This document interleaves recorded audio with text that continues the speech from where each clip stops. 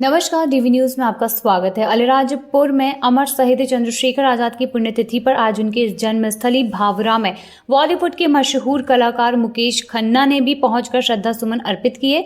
बता दें, टीवी धारावाहिक शक्तिमान में नायक का मुख्य किरदार निभा चुके मुकेश खन्ना ने आजाद कुटिया पहुंचकर चंद्रशेखर आजाद की प्रतिमा पर माल्यार्पण कर उनकी कुटिया में उनके क्रांतिकारी जीवन पर आधारित प्रदर्शनी का अवलोकन भी किया।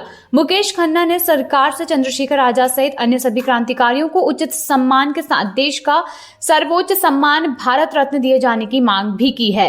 देखिए, एक तो आप जानते हैं कि हम यहाँ पर आए हैं चंद्रशेखर आजाद जी की जन्मस्थली पर, जो बहुत कम लोग जाते हैं। मैं समझता हूँ हिंदुस्तान में कई लोगों को पता भी नहीं है कि ये भावरा गांव में इनका जन्म हुआ था।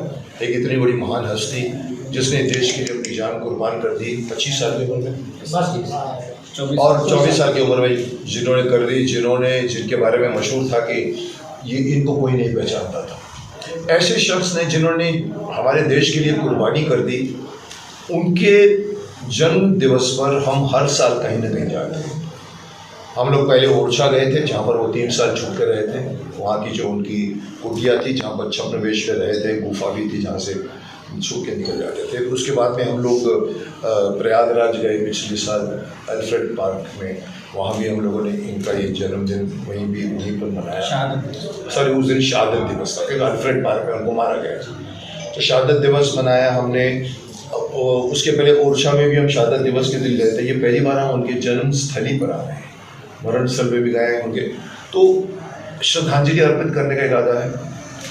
प्लस आप लोगों के माध्यम से जन जन तक ये बात पहुँचे कि भावरा गांव उनकी जन्मस्थली थी। एक छोटी सी कुटिया पे रहते थे वो। इतना बड़ा शख्स जो अपने घर को छोड़ के चला गया और भारत देश उनका अपना घर था।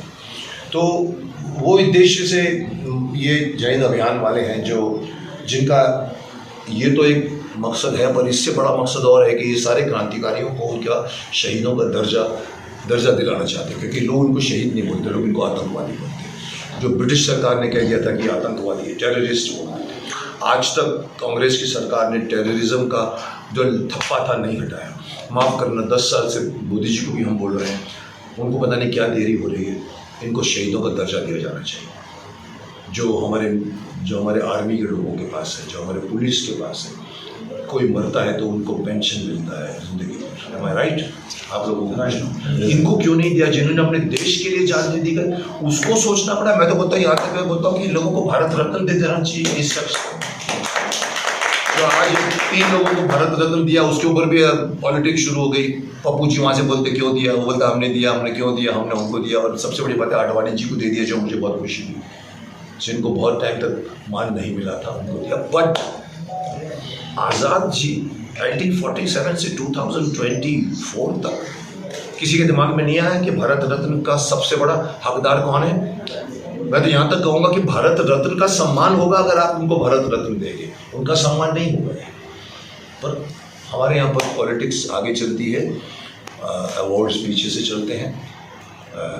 एक और दूसरे नोट पर कहूँ तो मैं क्यों इनके साथ घूमता हूँ, कभी शहादत दिवस तो कभी जन्म दिवस।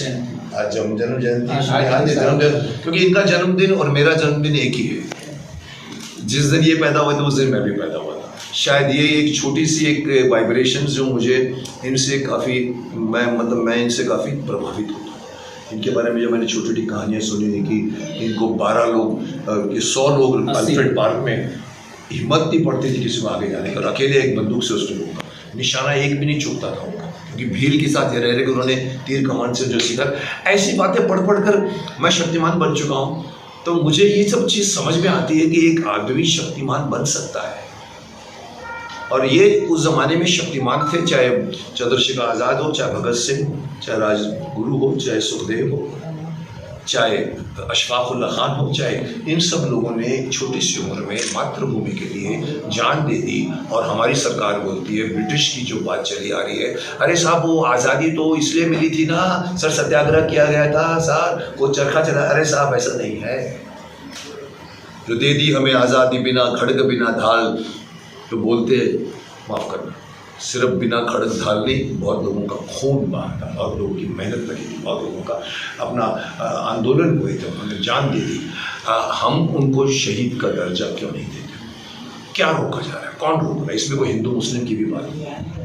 उस वक्त कोई हिंदू मुस्लिम नहीं होता था। अशफाक उल्लाह खान और वो बिस्मिल राम प्रसाद बिस्मिल, हिंदू मुस्लिम की जोड़ी ऐसी थी कि उनसे एक बार पूछा गया था, आई थिंक अशफाक उल्लाह खान को, कि आप तो नमाज पढ़ते हैं, वो तो पूरे प्रकांड पंडित हैं, आप दोनों साथ में बैठ के खाना खाते हो? बोला मैंने तो ये भी कहा है ऊपर वाले को, अशफाक ने कहा कि अगले जन्म में अगर मैं पैदा हूँ तो फिर से इसके साथ मुझे दोस्ती हो। वो जज्बे का वक्त था। उस वक्त लड़ाई सिर्फ ब्रिटिश सरकार के साथ थी। तो कहाँ आज उनको भारत रत्न तो छोड़िए, बहुत बड़ी बात है, वो तो आप दे नहीं पाएंगे। शहीदों का दर्जा तो दे दीजिए ताकि उनके घर वालों को मान सम्मान मिले। 1947 में जब देश आज़ाद हुआ था, बहुत बड़ा एक आयोजन होना चाहिए था जहाँ पर उनके परिवार वालों को बिठाना चाहिए था। ये इनके परिवार वाले, ये उनके परिवार वाले, इनके परिवार वाले जो खो चुके हैं अपने बेटों को, उनका सम्मान होना चाहिए था, लेकिन साहब नहीं। मैं उनको मैं श्रद्धांजलि देना चाहूँगा। उनके जन्म दिवस, उनके जन्म स्थान पर आकर मैं देखना चाहता था कि ये महावीर काम पैदा हुए। अलीराजपुर से जितेंद्र वाणी की खास रिपोर्ट। और भी खास जानकारी के लिए जुड़े रहिए DV न्यूज़ के साथ।